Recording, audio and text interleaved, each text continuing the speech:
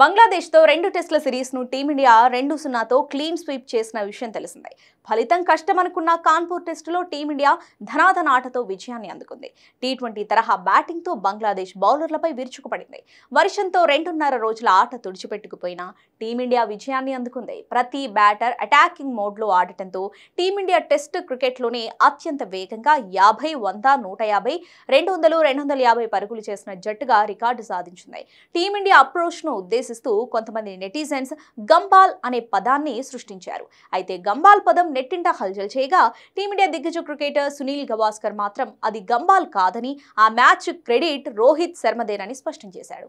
Team India batting ను ఉద్దేశిస్తూ ఓ పేపర్లో boss ball అని రాశారు. టీమిండియా కెప్టెన్ రోహిత్ శర్మ లేదా జట్టు బాస్ అటాకింగ్ అప్రోచ్ తీసుకొచ్చారనే ఉద్దేశంలో ఈ పేరు పెట్టారు. అయితే గంభీర్ కోచ్ అయిన తర్వాత జట్టు ఆట తీరు ఇలా మారిందని కొందరు గంబాల్ అనే పదాన్ని ప్రయోగించారు. బెన్ స్టోక్స్, మెకల్లమ్ నేతృత్వంలో ఇంగ్లాండ్ ఆట తీరు మారింది.